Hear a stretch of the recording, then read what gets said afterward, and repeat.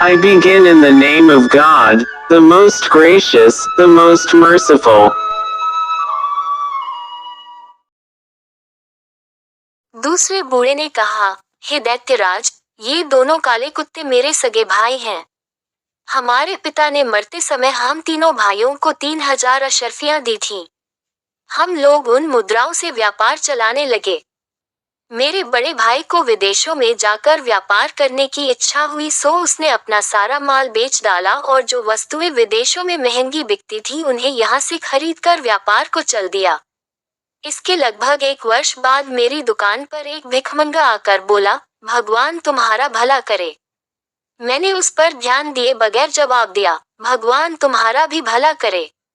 उसने कहा कि क्या तुमने मुझे पहचाना नहीं? मैंने उसे ध्यानपूर्वक देखा और फिर उसे गले लगाकर फूट फूट कर रोया। मैंने कहा, भैया, मैं तुम्हें ऐसी दशा में कैसे पहचानता? फिर मैंने उसके परदेश के व्यापार का हाल पूछा तो उसने कहा कि मुझे इस हाल में भी देखकर क्या पूछ रहे हो? फिर मेरे जोर देने पर उसने वे सारी विपदाएं बताईं जो उस पर पड़ी थी और बोला कि मैंने संक्षेप ही में तुम्हें सब बताया है। इससे अधिक विस्तार से बताऊंगा तो मेरा भी दुख बढ़ेगा और तुम्हारा भी।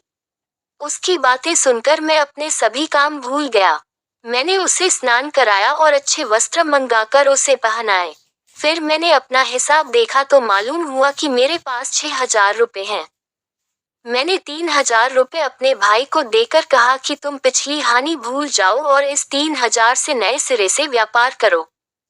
उसने रुपयों को सहर्ष ले लिया और नए सिरे से व्यापार करने लगा और हम सब लोग पहले की तरह रहने लगे। कुछ दिनों बाद मेरे छोटे भाई की इच्छा हुई कि विदेश जाकर व्यापार करे। मैंने उसे बहुत मना किया लेकिन उसने मेरी बात न मानी और अपना सारा माल बेच बाच कर के वस्तुएं खरीद ली जो विदेशों में महंगी मिलती हैं। फिर उसने मुझसे विदा ली और एक कारवां के साथ जो विदेश जा रहा था, रवाना हो गया। 1 वर्ष के बाद मेरे बड़े भाई की तरह वह भी अपनी सारी जमा पूंजी गंवाकर फकीर बनकर मेरे पास वापस आया। मैंने बड़े भाई की तरह छोटे भाई की भी सहायता की और उस वर्ष जो 3000 रुपए मुझे व्यापार में लाभ के रूप में मिले थे उसे दिए।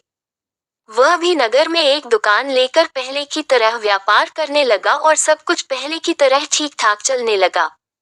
कुछ समय बीता था कि मेरे दोनों भाइयों ने मुझसे कहा, हम सभी लोग विदेश जाकर व्यापार करें। पहले मैंने इनकार किया और कहा कि तुम लोगों ही को विदेशी व्यापार से क्या लाभ हुआ है जो मुझे भी इस बार चलने को कह रहे हो। तब दोनों मेरे साथ बहस करने लगे और कहने लगे कि कौन जाने इस बार तुम्हारे भाग्य और तुम्हारी व्यापार बुद्धि ही से हम दोनों की तकदीर जाग जाए और हमारे सारे सपने पूरे हो जाएं।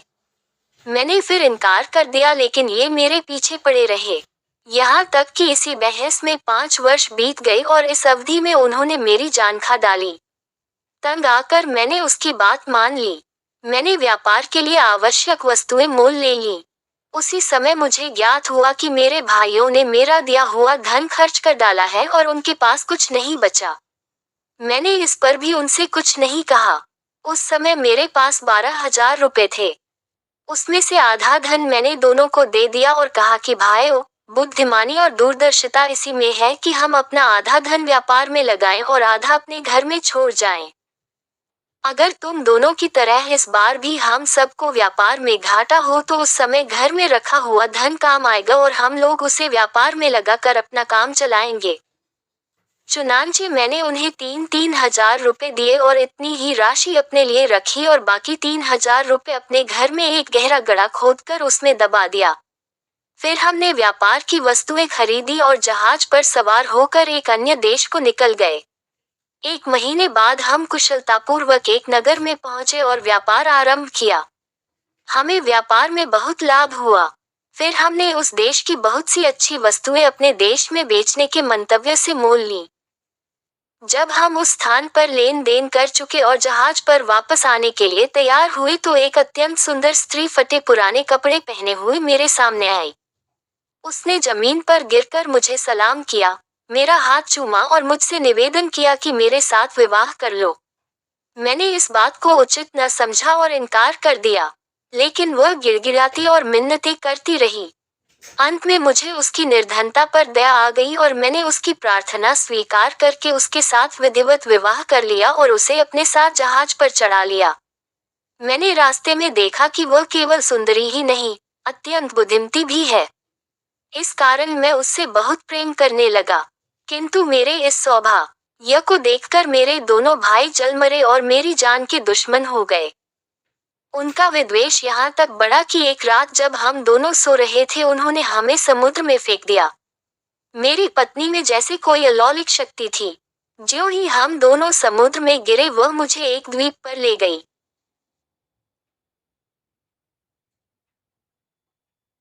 जब प्रभात हुआ तो उसने मुझे बताया कि मेरे कारण ही तुम्हारी जान बची है।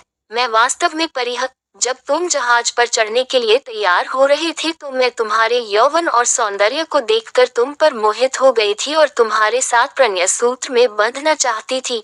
मैं तुम्हारी सहृदयता की परीक्षा भी लेना चाहती थी, इसलिए मैं फटे पुराने कपड़े पहनकर भिखारिनियों की भांति तुम्हारे सामने आई। मुझे इस बात की बड़ी प्रसन्नता हुई कि तुमने मेरी इच्छा पूरी की। तुमने मेरे साथ जो उपकार किया है उससे मैं ऋणी होना चाहती हूँ, किंतु मैं तुम्हारे भाइयों पर अत्यंत कुपित हूँ और उन्हें जीता न छोड़ूंगी।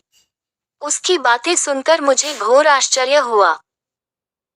मैंने उसका बड़ा एहसान माना और अत्यंत दीनतापूर्वक कहा कि तुम मेरे भाइयों को जान से न मारो। यद्यपि उन्होंने मुझे बड़ा कष्ट पहुंचाया है, तथापि मैं यह नहीं चाहता कि उन्हें ऐसा कठोर दंड दिया जाए।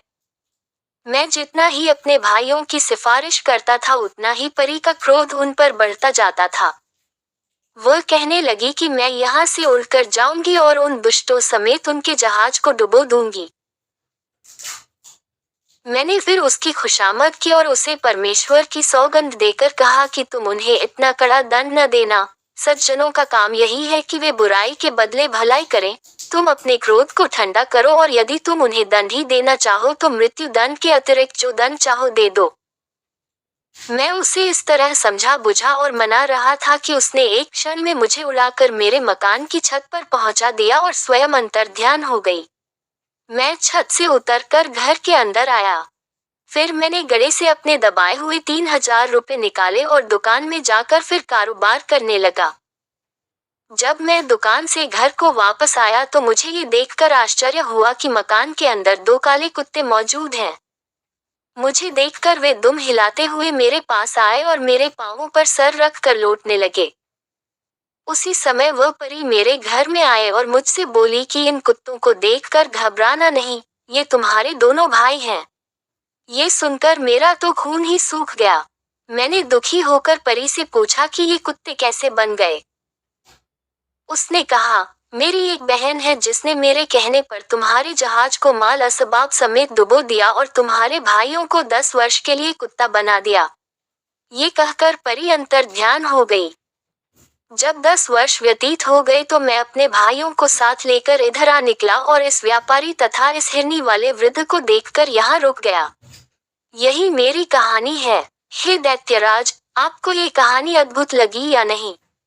दैत्य ने कहा, वास्तव में तेरी आपबीती बड़ी अद्भुत है।